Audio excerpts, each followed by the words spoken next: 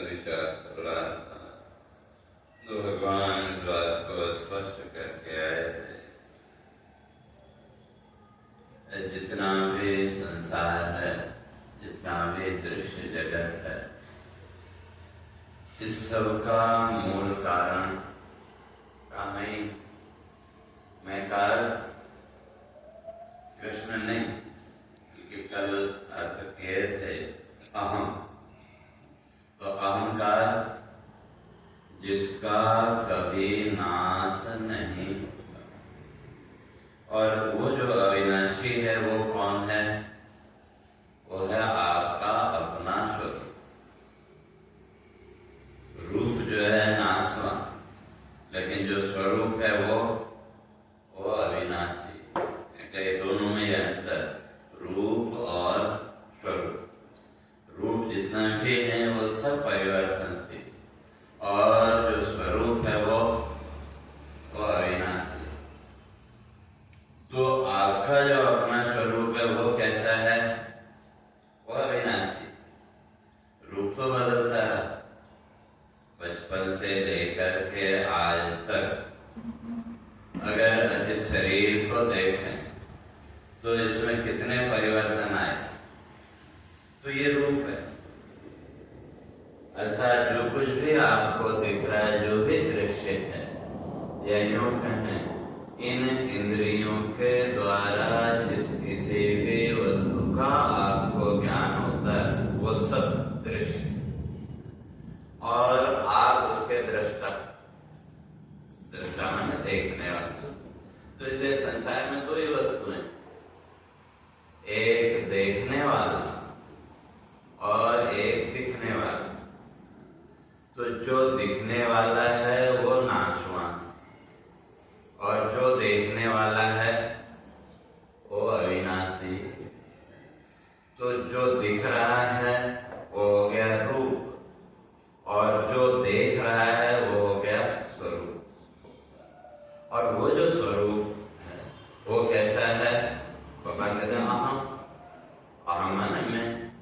ये कल भी स्पष्ट किया कि संसार जितना भी है, सुबह से लेकर के शाम तक जितना भी आपको संसार का ज्ञान हुआ, उस ज्ञान से पहले आपको अपने होने का ज्ञान चाहिए कि अगर हमको अपने होने का ही ज्ञान नहीं है तो संसार का भी ज्ञान संभव नहीं। तो वो क्या हो गया? आपका जो अपने होने का जो ज्ञान है वो आपका स्वरूप, और वो कभी बदला नहीं। और जो रूप है वो बदलता रहा। तो संसार का जितना भी ज्ञान है वो बदलता रहा है कि जो भी सुख दुख आदि जो कुछ भी हम कहते हैं, वो सुख दुख का भी तो ज्ञान हुआ कि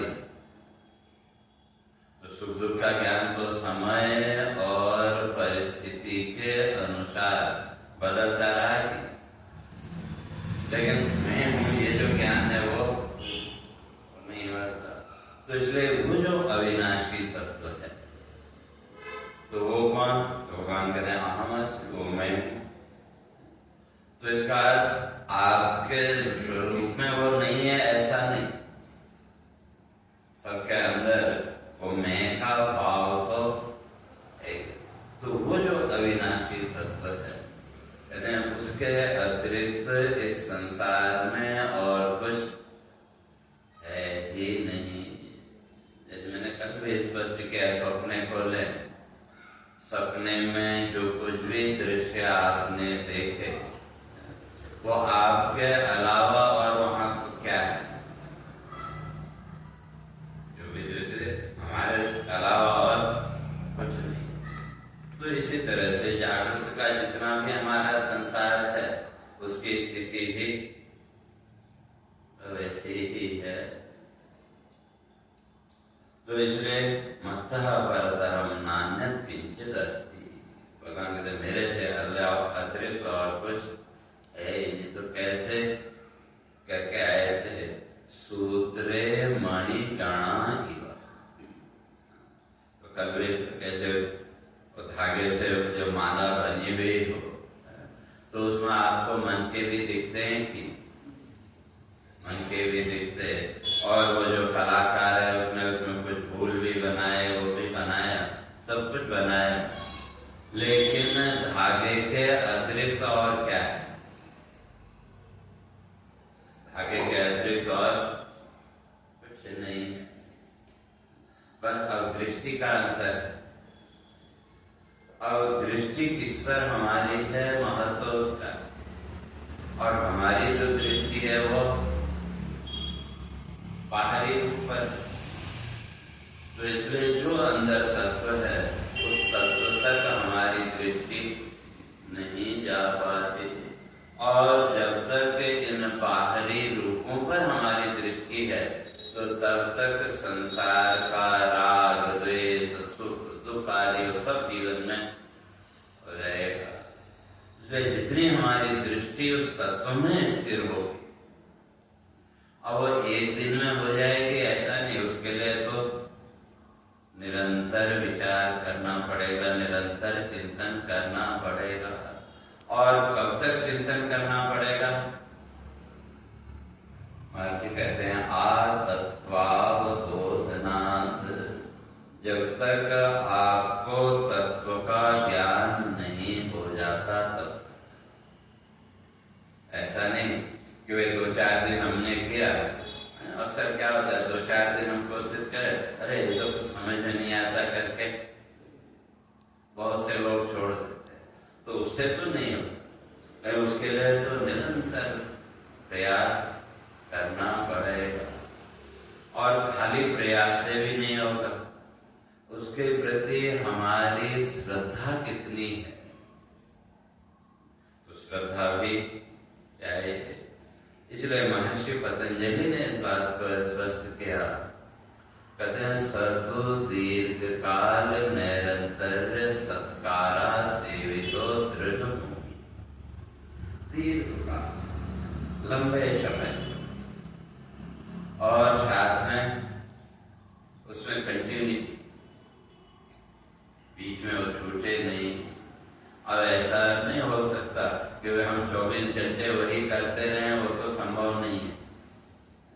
लेकिन उसके लिए अपना एक समय निश्चित करके, या जब भी समय मिले, कहते हैं वो निरंतर उसका चिंतन करना चाहिए। और साथ में श्रद्धा भी होनी चाहिए। तो ये सब करते करते क्या होगा? कहते हैं दृढ़ भूमि, आपका एक प्लेटफॉर्म तैयार। और जब एक बार वो आपका आधार बन गया, तो फिर उसके बाद कोई दिक्कत नहीं है। सबसे ज्यादा दिक्कत जब तक वो आधार नहीं बनता, और समस्या हम लोगों की सबसे बड़ी वही, हमने कभी अपने जीवन का वो आधार बनाने का प्रयास नहीं, हम तो केवल बाह्य उसमें तो जो भी आया है, जिससे जो कुछ हमने सुना, हम सोचते चलो ये भी कर लो, और दूसरा कोई आया, मैंने कुछ बताया तो आपने सोचा चलो ये स्वामी जी ने बताया ये कर लो। फिर 15 दिन बाद दूसरे संत आए, उन्होंने एक दूसरी विधि बताई, तो चलो ये भी कर लो। तो इस तरह से कुछ किया नहीं, ऐसा नहीं कहते, किया बहुत, लेकिन मिला कुछ नहीं। कारण कि जो भी करो, जिस किसी भी विधि या जिस किसी भी प्रक्रिया के प्रति आपकी श्रद्धा है, तो उससे के माध्यम से आप आगे बढ़ते चलो, तो वही प्रक्रिया आपको एक दिन उस लेवल पर ले जाएगी। और अगर जिसमें जो होता है चलो थोड़ा इसका भी कर लो, थोड़ा इसका भी कर लो, और मैंने देखा कई लोगों को, भाई 2-4 संतों से मिले, एक संत ने कहा इसकी पूजा करो, वो भी के दूसरे ने कहा इसकी करो, तीसरे ने कहा इसकी करो, और सब उसने कहा इसकी भी करो, इसकी भी करो। फिर स्थिति ये आती है समय नहीं मिलता है, तो फिर अब वो जो आपकी साधना पद्धति है वो आपके विक्षेप का कारण फिर बन गई। और जब वो विक्षेप संक्षेप बढ़ गया तो फिर अंत में चलो छोड़ो सब। तो इसलिए जो भी प्रक्रिया, क्योंकि शास्त्र जो कुछ भी कहता है वो कोई गलत बात नहीं, और उस शास्त्र के माध्यम से जो भी संत महात्माओं ने आपको विधि बताई वो भी गलत है ऐसा नहीं। जिसने जैसे समझा, जितना समझा, उसके आधार पर आपको अपना जो अनुभव है वो बताया। तो अब आपके लिए कौन सा रास्ता सही रहेगा वो तो आपको चुनना पड़ेगा। तो उसका विचार करके उस मार्ग पर चलो तो धीरे धीरे हो जाएगा। तो इसलिए ये डिस्टर्बेंस साधना में भी नहीं होना,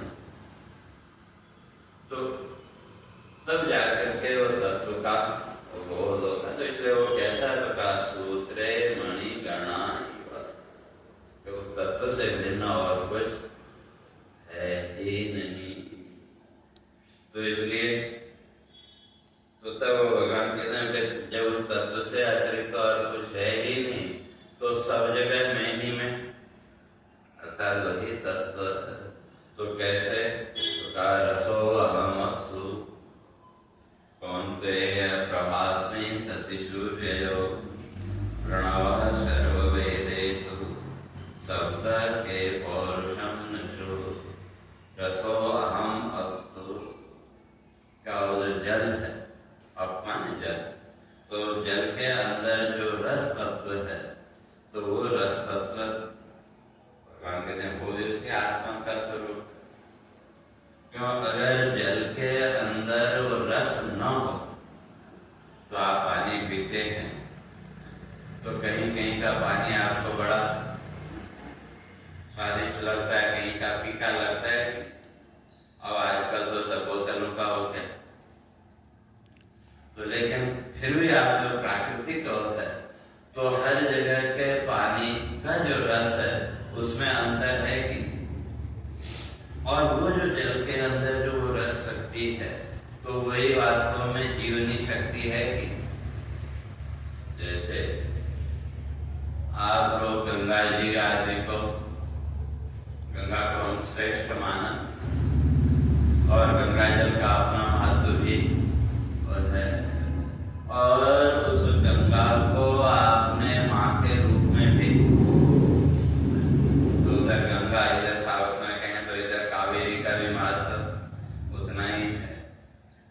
तो किस आधार पर अगर जल की बात करें तो चाहे वो किसी नदी का जल हो या किसी झरने का पानी हो या किसी कुएं का पानी, काम तो तीनों एक ही करते हैं कि जो भी जल काम तीनों ने एक कर, और तीनों का काम क्या है? आपको जीवनी शक्ति प्रदान करना।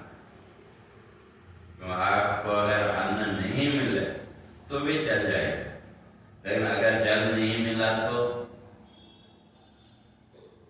कई बार होता है अवस्था होने के बाद डिहाइड्रेशन हो गया तो आप हॉस्पिटल में गए तो डॉक्टर क्या करते? पानी तो चढ़ा ना भाई, डिहाइड्रेशन है तो जल की आपके शरीर में कमी हो गई। तो वो जो जल है वो जल के अंदर वो जीवनी शक्ति है कि 2 दिन आपको अन्न नहीं मिले काम चल जाएगा, लेकिन अगर 2 दिन जल नहीं मिला तो नहीं चलेगा।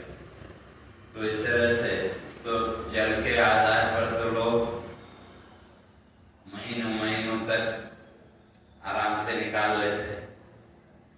तो वो जो जल है वो जल के अंदर वो शक्ति है कि, तो वो कौन सी? तो वही जीवनी शक्ति। और वो हर तरह के जल में, चाहे वो कुएं का जल हो, चाहे किसी झरने का हो, चाहे किसी नदी का हो, चाहे वो समुद्र का खारा पानी। तो आजकल तो देखो दुबई वगैरह में उसी को फिल्टर करके, तो उसके अंदर भी तो वो शक्ति है कि नहीं, जीवनी शक्ति।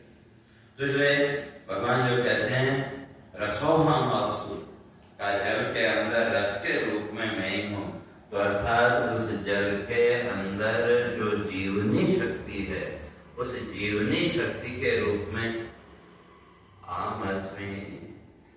परमात्मा वही तत्व है।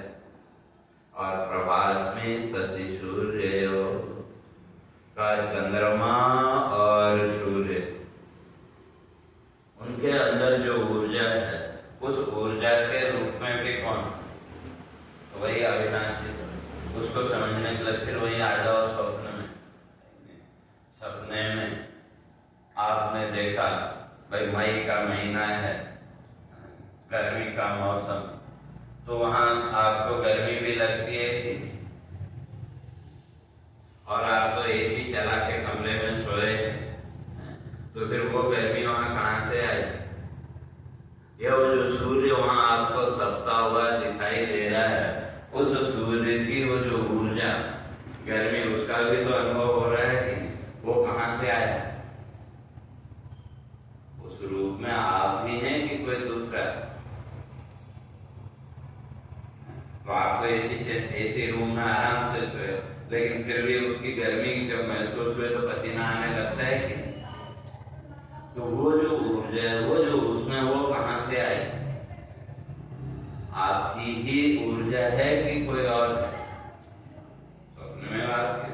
तो जब वो हो सकता है तो फिर संपूर्ण ब्रह्मांड का जो सूर्य है उसके अंदर वो जो शक्ति है, ऊर्जा शक्ति, उस शक्ति के रूप में भगवान कहते हैं, उस शक्ति के रूप में भी वही तत्व है, वही अविनाशी तत्व है।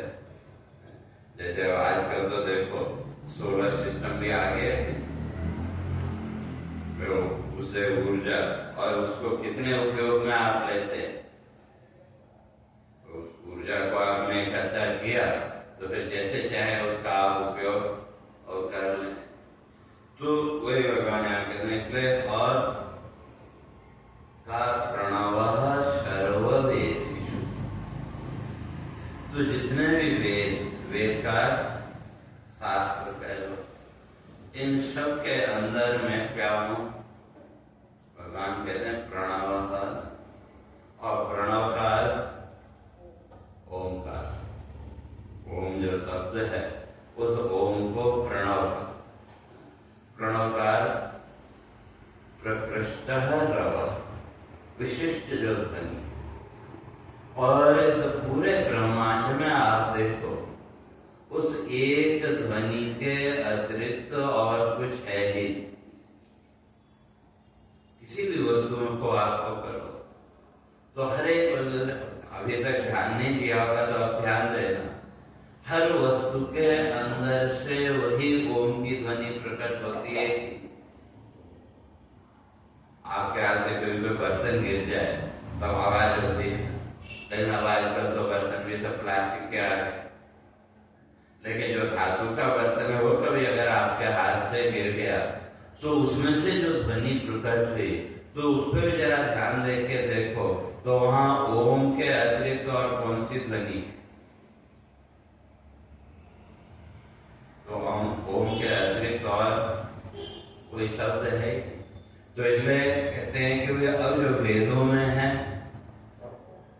तो जो भी मंत्र आदि हैं वो सब भी क्या है? उस ओम की ध्वनि के अतिरिक्त और कुछ नहीं है।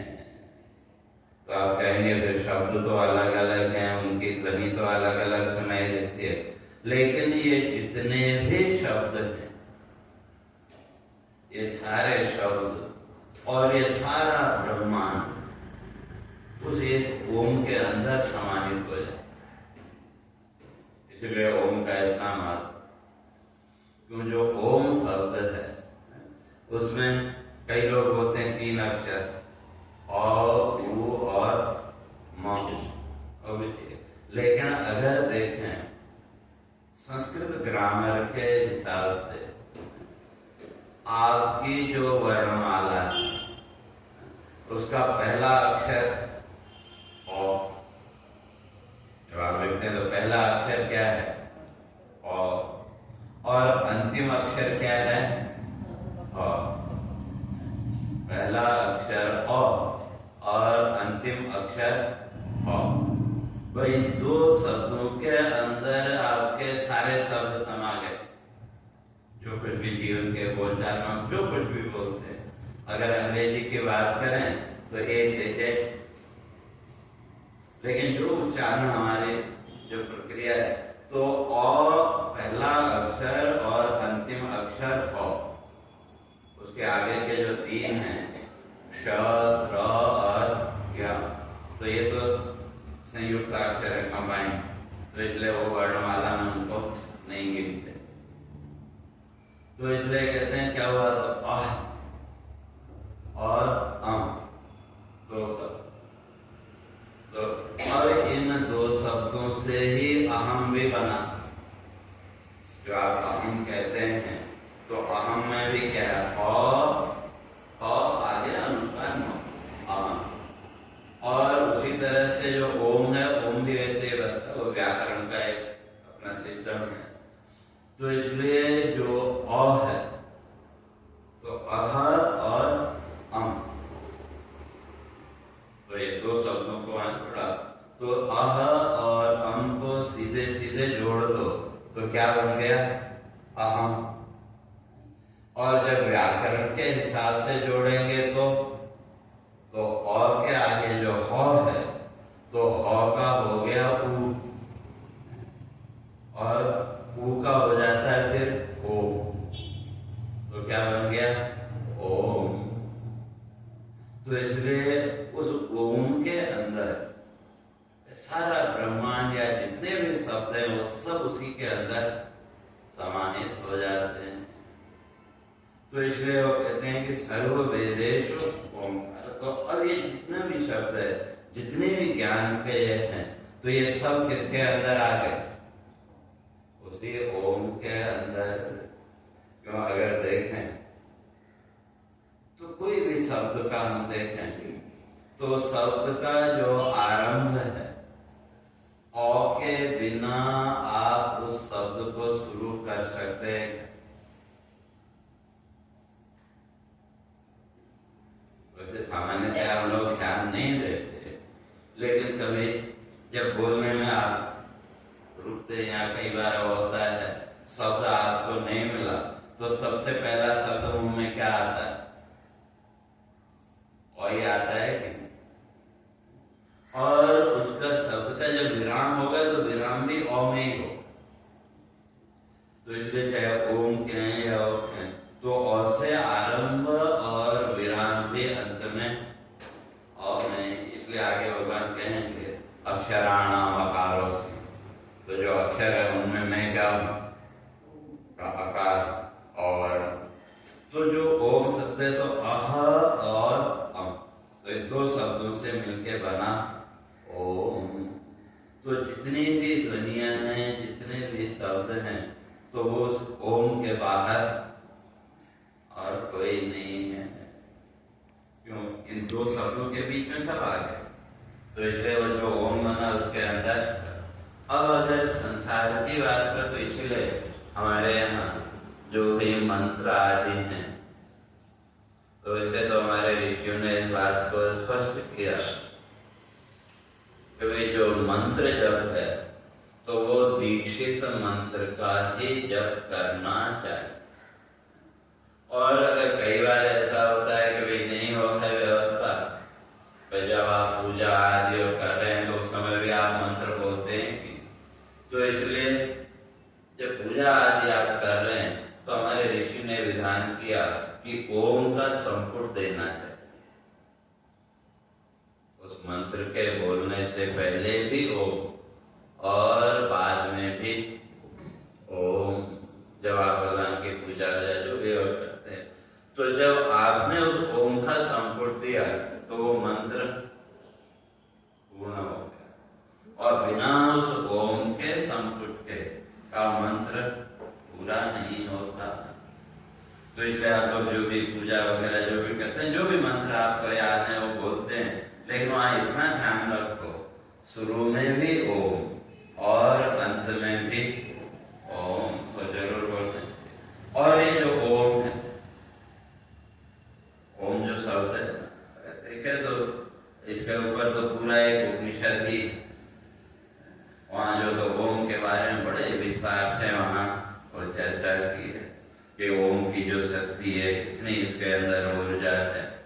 और सामान्य रूप में अगर देखें इस सारे संसार में जितने भी रूप है, जो भी रूप आप देखते हैं, वो उस ओम के अतिरिक्त और कुछ है ही नहीं। तो जैसे आप जब ओम लिखते हैं तो आपने क्या ऊ लिखा और उसके नीचे एक पूंछ सी लगा दी और उसके ऊपर एक बिंदी लगाई।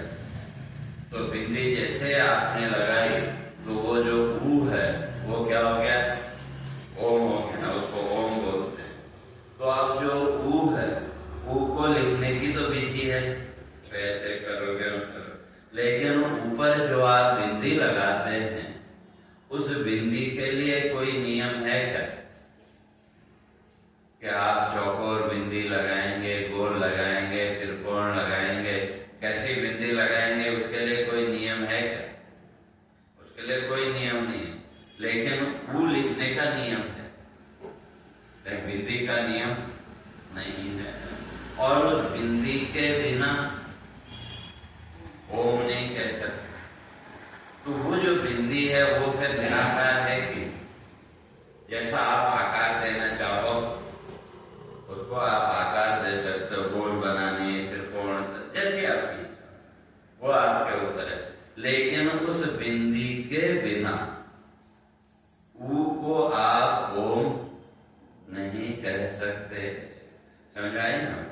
तो अब इसी तरह से देखो, जितने भी शरीर है, अपने शरीर को ही लो, ये दोनों हाथ ऊपर करो तो ऐसे, और ये नीचे धड़ का भाग तो क्या हो गया, ऊ हो गया कि अगर शरीर को उल्टा कर दो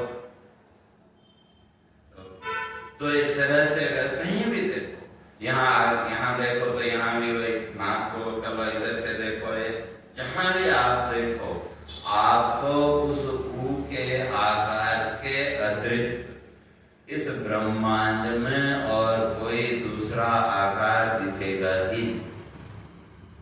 केवल वो मनुष्य ही नहीं, पशु पक्षी भी, जितने भी, यहां तक कि पेड़ पौधे भी।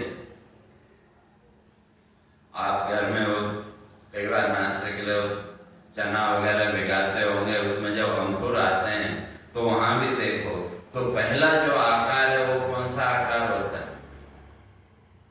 ऊ के अलावा और कोई दूसरा आकार वहां पहला दिखता है क्या?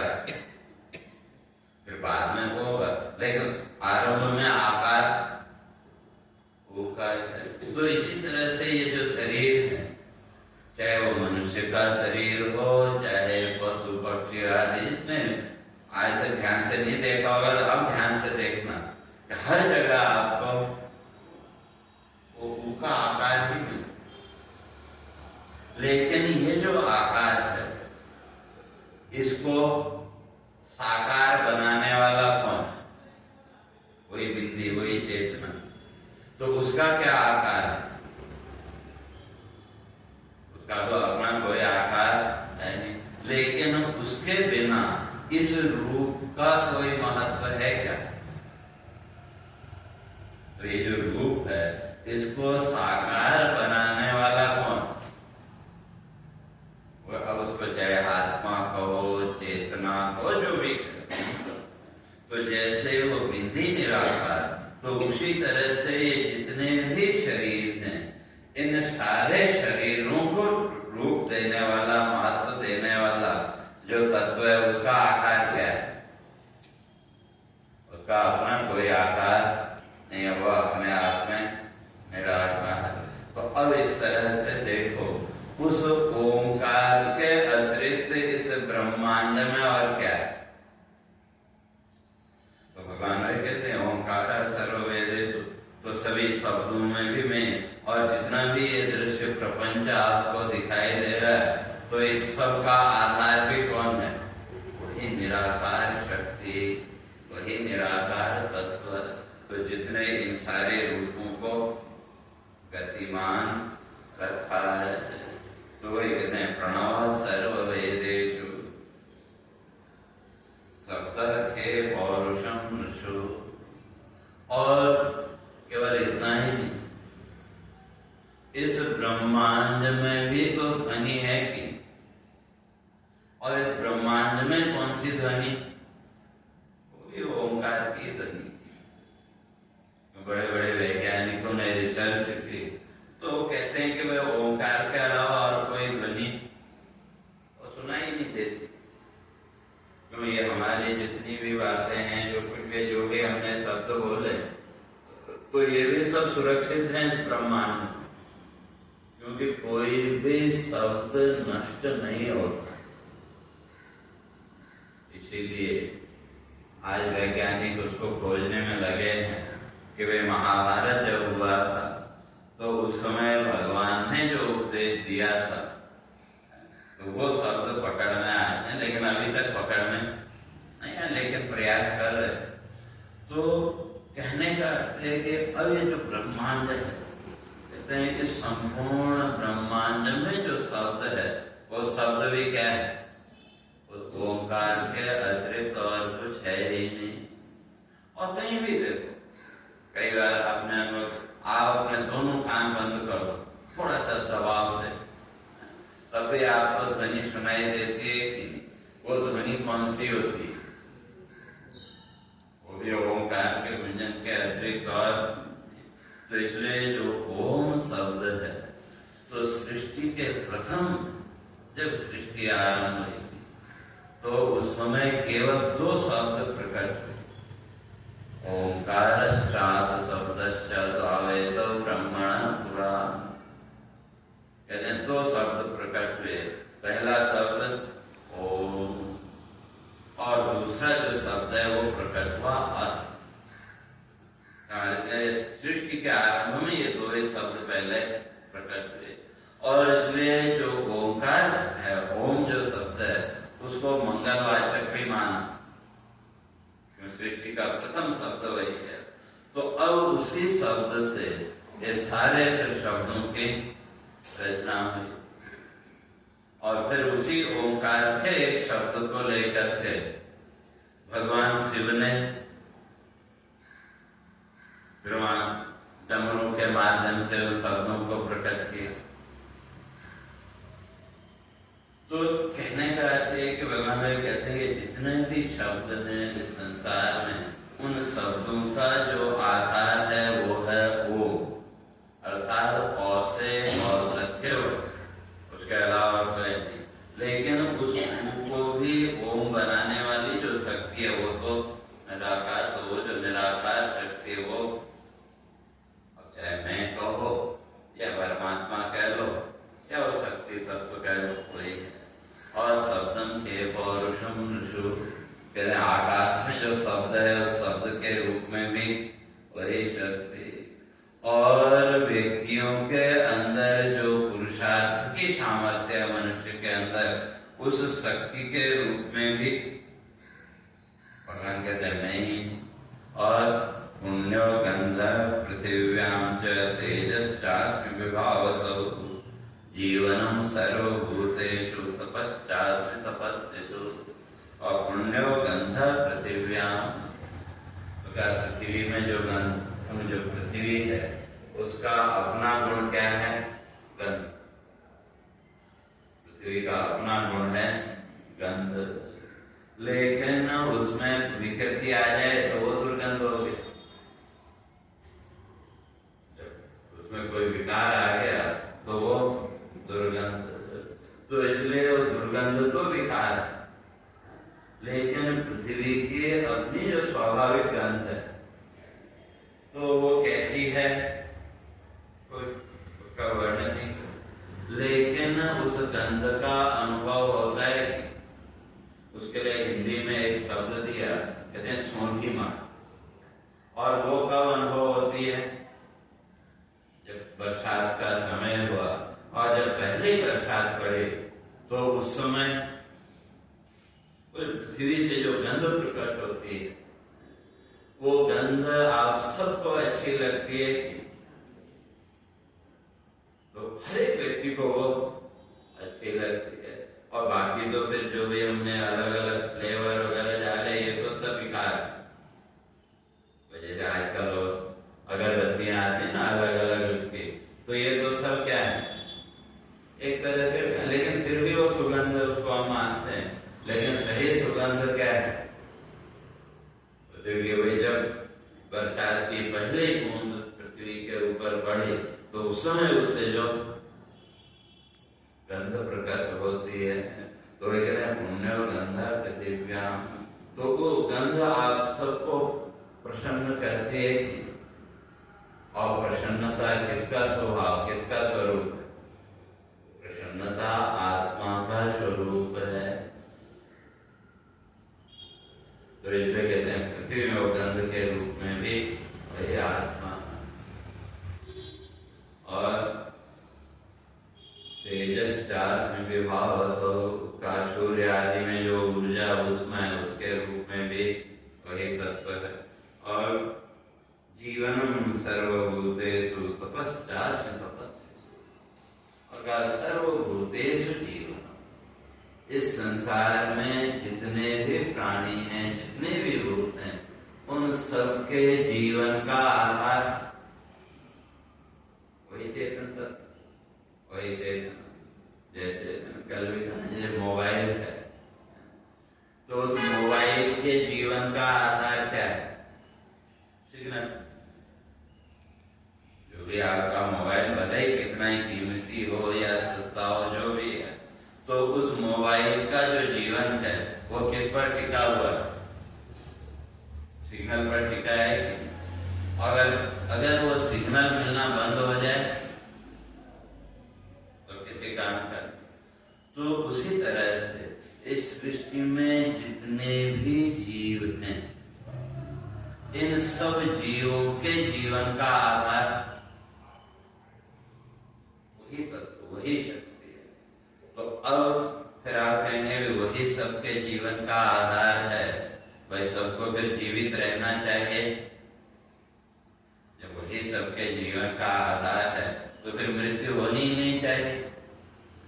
लेकिन जीवन मृत्यु तो हम और देखते हैं, तो उसका समाधान यही है कि वो जो रिसीवर है इस शरीर के अंदर, वो जो सूक्ष्म शरीर, उसका अपना एक समय है, यह शरीर का भी अपना एक समय है। तो जब तक इसका समय है तब तक ये, और जहां वो समय पूरा हुआ कामना। अब वो जो रिसीवर है, तो वो मैंने कहा था जैसे दर्पण की तरह, तो वो यूं समझ लो कि वो जब उल्टा हो गया, तो अब वहां से जो सिग्नल आ रहा था उसको उसने पकड़ना बंद कर दिया, तो उसी का नाम मृत्यु। और फिर थोड़ी देर बाद सीधा फिर सिग्नल पकड़ना शुरू कर दिया, तो उसका नाम जन्म सामान्यतः। लेकिन ये जितने भी प्राणी का, इनके जीवन का जो आधार है वो कौन? तो वही चेतना। क्यों? जब तक वो चेतना यहाँ प्रकट हो रही है तो तब तक जीवन चलता रहेगा। और वो जो चेतना है उसकी गति कितनी तीव्र, कई लोग ये मानते हैं कि आत्मा चली, तो ऐसा नहीं, आत्मा कहीं नहीं जाती, आत्मा तो व्यापक है। तो जो भी गति है वो सूक्ष्म शरीर, जैसे वही समझ, फिर वही मोबाइल में आ जाओ, तो मोबाइल कहीं नहीं गया, बल्कि आपने क्या किया, उस सिम कार्ड को जब निकाला मोबाइल में से, तो उसका नाम मृत्यु। और फिर उस सिम कार्ड का नए मोबाइल में चला जाना, उसका नाम जन्म। तो सिग्नल कहीं गया क्या? सिग्नल तो पहले भी था, बाद में भी। तो इसलिए वो जो मुर्दा है, तो मुर्दे के अंदर भी फिर आत्मा है कि नहीं? मुर्दे के अंदर भी आत्मा तो है, लेकिन उसको प्रकट करने वाला जो तत्व था वो निकल गया। तो इसी तरह से आत्मा कहीं गया नहीं, गया गति किसकी? सूक्ष्म शरीर की। ठीक है, लोग व्यवहार में हम बोलते हैं भाई उसकी आत्मा की सदगति के लिए नहीं, बल्कि उसके सूक्ष्म शरीर विशिष्ट जो चेतना है उसकी सदगति। अपने आप ये समझना, क्यों लोग व्यवहार में जो शब्द है उसको तो आप नहीं बदल सकते, लेकिन आपने जो समझना है, भले शब्द बोलो लेकिन समझ के है। तो इसलिए वहां कहते हैं कि तो वो जो चेतना है, वही सबके जीवन का आधार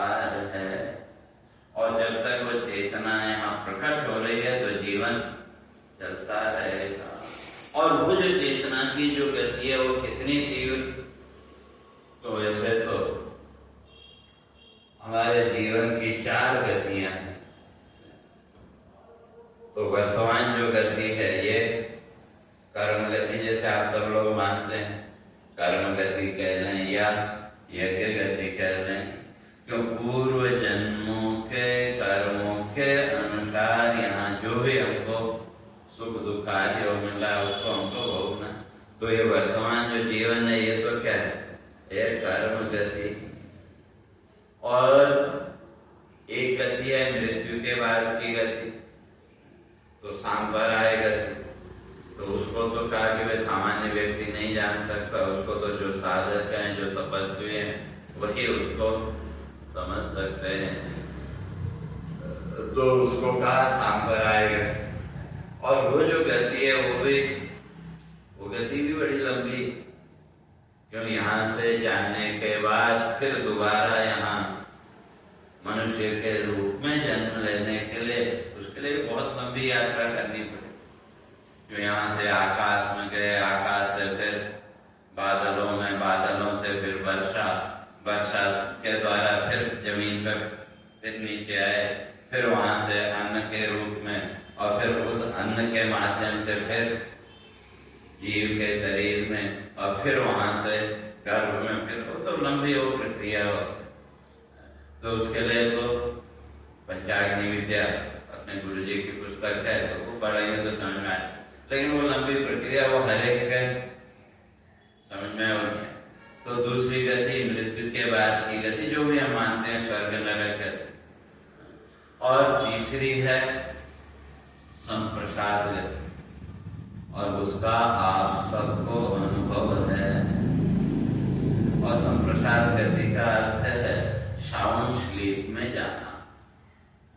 जब आप साउंड स्लीप में गए तो वहां आपको एक प्रकार की संतुष्टि, एक प्रकार के पूर्णता का भाव मिला। तो जब उस साउंड स्लीप से बाहर आए तो फिर 8-10 घंटे के लिए आपको ऊर्जा मिली, और अगर एक दिन नहीं सोए तो अगले दिन ठीक है काम करते हैं, लेकिन वो ऊर्जा महसूस नहीं होती।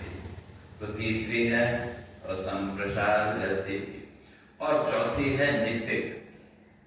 और ये जो नित्य गति है, ये नित्य गति ही आपके जीवन का आधार है।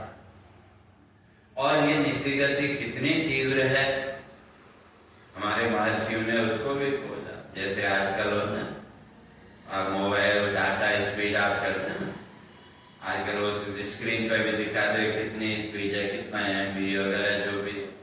तो उसी तरह से हमारे ऋषियों ने भी उस गति को खोजा। तो इसमें कितनी तीव्र वो गति है, तो हमारे ऋषि कहते हैं आपको पलक झपकाने में जितनी देर लगती, उतनी देर में 3 बार ब्रह्मलोक से आना जाना हो जाता है। कल्पना करो कितनी तीव्र गति हो। पलक झपकाने में कितनी देर लगी, 1 सेकंड भी नहीं लगा। तो जितनी देर आपको पलक झपकाने में लगती है, का उतनी देर में ब्रह्मलोक से 3 बार आना जाना हो जाता है। तो वो गति का प्रवाह जब तक चल रहा है तब तक जीवन चलता रहेगा। जहां उस प्रवाह में बाधा आई या वो रुक गया तो राम नाम है। तो इसलिए कहते हैं वो जो गति है, तो इसलिए जीवनम सर्वभूतेषु, सारे भूतों के वो जीवन के रूप में, उस गति के रूप में भी मैं। और तपश्चास तपस्वी, और जो तपस्वी लोग तपस्या कर रहे हैं तो किसके लिए, शक्ति प्राप्त करने के लिए। तो अब उसमें तपस्या का सबका अलग अलग उद्देश्य हो सकता है। कोई तपस्या कर रहा है आत्म शुद्धि के लिए, कोई तपस्या करता है इस संसार के भोगों की प्राप्ति के लिए, और कोई तपस्या करता है मोक्ष के लिए। तो इसे कहते हैं जो जिस भाव से तपस्या कर रहा है, तो उस भाव में भी कौन है, जैसे भगवान ने कहा कि ये यथा माम प्रबध्यन्ते ततैव भजाम्यहम्, कि जो मेरे सामने जिस भाव से आएगा, मैं अपने को उसके सामने उसी रूप में प्रकट कर लूंगा।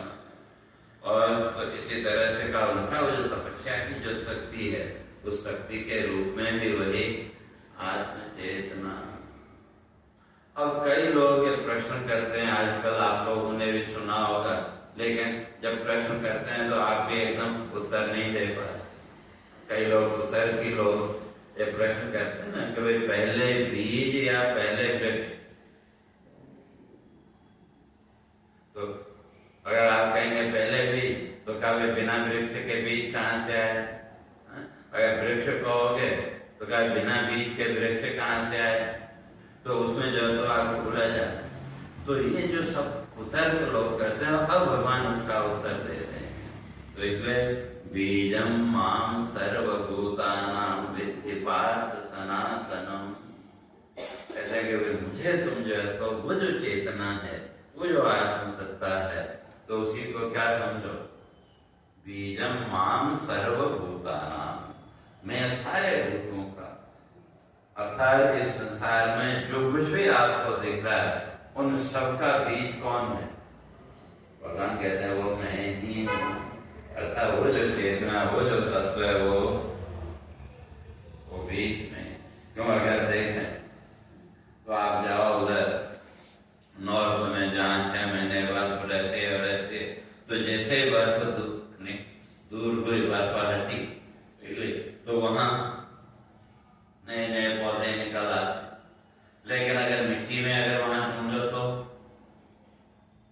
अगर उससे अंकुरित निकलने से पहले अगर वहां ढूंढो तो कुछ नहीं है, मिट्टी मिट्टी।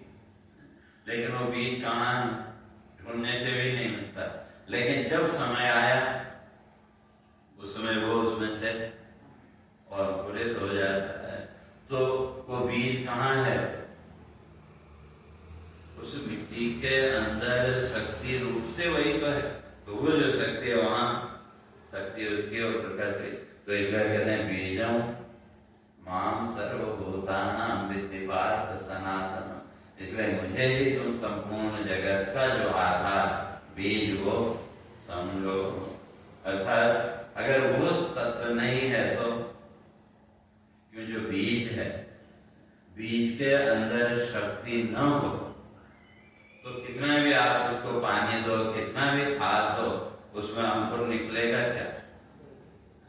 तो इसीलिए किसान लोग जब बीज सुरक्षित रखते हैं तो उसके लिए वो विशेष उनके अलग रखते हैं जिसके अंदर उनको कुछ विशेषता। तो इसलिए वो जो शक्ति है, अगर वो शक्ति उसमें नहीं रहे बीज में, तो अब वो जो शक्ति है उस शक्ति का आकार क्या है? शक्ति का कोई भी आकार नहीं है। तो उसी तरह जो पृथ्वी है उसके अंदर भी वही शक्ति।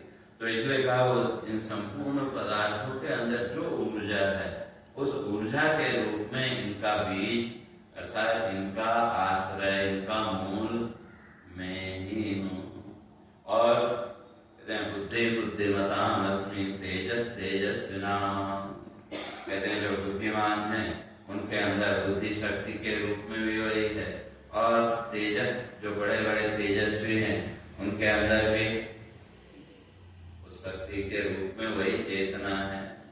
और बलम बलवतां चाहं कामराग विवर्जितम धर्मां विरुद्धो भूतेषु कामोऽस्मि भरतर्षभ। तो इसलिए कहते हैं बलम बलवतां, जो बड़े बड़े ताकतवर लोग हैं उनके अंदर वो जो शक्ति है उस शक्ति के रूप में भी वही आत्म चेतना। और काम राग विवर्जितम, और वो जो शक्ति कैसी है तो कहा काम राग विवर्जितम, कामना और राग से रहे। क्योंकि शक्ति तो है लेकिन अब उस शक्ति का उपयोग आप किसके लिए करते हैं वो आप, लेकिन वो जो शक्ति है कहते हैं उसके अंदर न कोई कामना है और न कोई आसक्ति। जैसे आप नदी के किनारे गए तो नदी की जो शीतलता है उसमें किसी प्रकार की कामना है क्या? नदी बह रही है तो उसकी जो शीतलता है, नदी के किनारे की शीतलता, तो उस नदी के उस शीतलता की कोई इच्छा है कि भाई किसको शीतलता मिले और किसको नहीं मिले? वहां कोई न कामना है और न किसी प्रकार की आसक्ति है। तो आप अगर उस नदी के किनारे पहुंचे तो आपको उसकी शीतलता का अनुभव होगा, और अगर आप नहीं गए तो आपका तो वो जो शीतलता है नदी की, उसके अंदर तो कोई ऐसा आग्रह नहीं कि भाई ये आए और जो मेरी शीतलता का अनुभव करे, ये नहीं आए। हम लोगों के अंदर तो वो है राग और इच्छा, वे कौन हमसे मिले कौन नहीं मिले, या किससे हमको मिलना है किससे नहीं मिलना है। लेकिन ये जो प्रकृति के जो पांचों भूत हैं, इनके अंदर कहीं वो है, इसमें तो कहीं कोई भेदभाव नहीं। तो इसलिए वो जो ऊर्जा, वो जो शक्ति है, वो कैसी है? काम राग विवर्जितम, उसमें न किसी के प्रति राग और न किसी के प्रति द्वेष, और कोई कामना विशेष भी नहीं कि भाई इसको शक्ति मिले इसको नहीं मिले। का जो उसके लिए साधना करेगा, जो अपने जीवन को तपाएगा, तो उसको वो शक्ति मिलेगी, अर्थात जो अपने को उसका अधिकारी बनाएगा, और जो नहीं बनाएगा उसको वो शक्ति नहीं मिलेगी। अब जब वो शक्ति मिली तो अब उसका उपयोग कैसे करना है वो तो व्यक्ति के हाथ। तो इसलिए जो सज्जन व्यक्ति है उस शक्ति का उपयोग परोपकार के लिए करता है। परोपकाराय सताम विभूत, वो परोपकार के लिए उस शक्ति का उपयोग करेगा। और जो दुर्जन व्यक्ति है वो दूसरों को परेशान करने के लिए उस शक्ति का उपयोग करता है। अंतर इतना ही, उसने साधना जो भी है शक्ति उसको मिली, चाहे वो इस जीवन का या पूर्व जन्म का जो भी है, तो अब उसका उपयोग कैसे करना है वो तो व्यक्ति के अपने हाथ में है। तो इसलिए कहते हैं धर्म विरुद्धो भूतेषु कामोस्मि भरतर्षभ। तो अब कहते हैं धर्म विरुद्ध, तो धर्म के अनुकूल जो काम, तो इसलिए यहाँ काम शब्द का अर्थ जो लोग करते हैं वो नहीं, बल्कि काम शब्द का अर्थ है इच्छा मात्र। अब वो इच्छा कैसी है, वो हर एक व्यक्ति के अंदर अलग अलग तरह की वो इच्छाएं। तो इसलिए जहां भी शास्त्र में काम शब्द आपको सुनने को मिले तो उसका अर्थ इच्छा विशेष। तो इसलिए कहते हैं वो जो इच्छा के रूप में भी जो शक्ति है, तो वो भी कौन कहते हैं, लेकिन कैसी का धर्मा विरुद्ध हो, तो धर्म के अनुसार वो इच्छा होनी। धर्म के विरुद्ध अगर इच्छा है तो वो मेरे शक्ति नहीं, वो व्यक्ति का अपना वो है, अपना विकार है।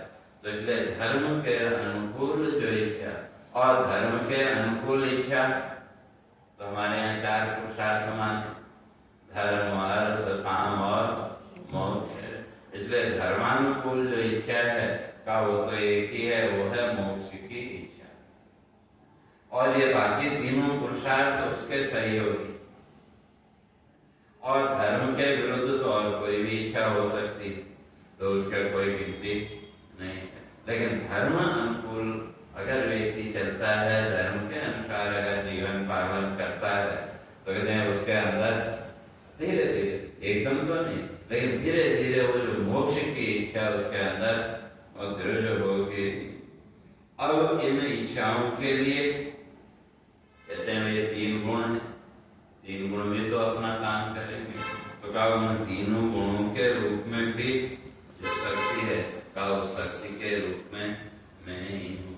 तो उसकी चर्चा आगे करेंगे।